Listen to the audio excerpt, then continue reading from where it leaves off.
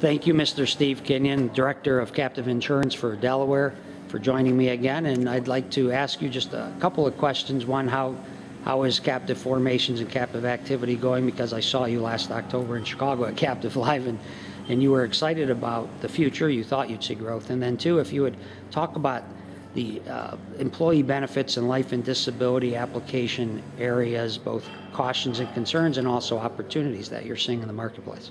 I'll be happy to, Tom, and thank you for this opportunity to speak about Delaware and Commissioner Karen Weldon Stewart's efforts in that area. As you mentioned a moment ago, in terms of when we last spoke, which was in September of 2011 at the Captive Live USA conference in Chicago, you had asked me about what kind of growth is Delaware anticipating for year-end 2011. But let me share with you today that we've had tremendous growth. Delaware is now in the top 5. More specifically, it's the number 5 captive U.S. domicile in terms of captive domicile. We have 150 captives. We licensed 55 for 2011.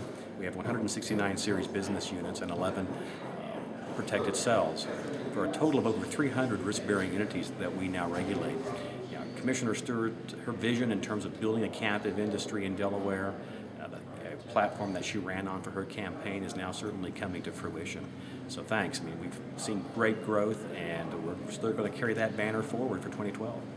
In terms of what you asked about for alternative or questions that I'm seeing in life-type products, yes, I see a trend right now, and it's rather a disturbing trend, I may add, about inquiries I'm receiving in terms of using captives, forming captives, for the solicitation, sale, and negotiation of life insurance products, i.e. that being life insurance policies and annuity contracts. And principally the inquiries involve using the captives to sell these products to unaffiliated third parties. When I take this type of call, I want to make sure that I educate the caller that the use of a captive in such manner is not appropriate. It's not appropriate for the reason being that when you're selling life insurance to unaffiliated third parties, that's probably going to be unauthorized insurance in many jurisdictions. And the insurance commissioner, superintendent, or insurance director of that jurisdiction would look very dimly upon that practice and very likely issue a cease and desist order against the captive. It's incumbent upon me as a captive regulator, as the captive director in Delaware, to make sure that we don't have a race to the bottom in this industry. And as I said a moment ago, when I receive those calls, I tell the caller in a very educated format, because sometimes I believe the caller is probably not as educated about captives as they will be after I'm finished discussing it with them, that this type of product for the purpose they're calling is not appropriate.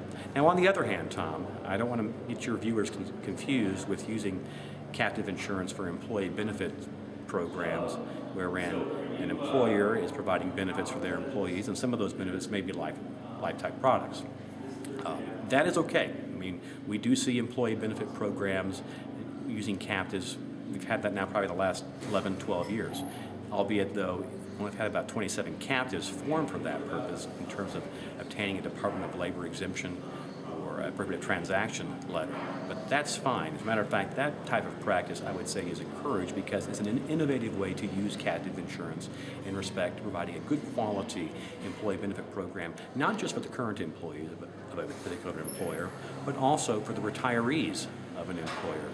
And certainly Delaware is always interested in entertaining those types, the employee benefit type captive programs. Thank you very much, Steve. You're welcome, Tom. Thank you.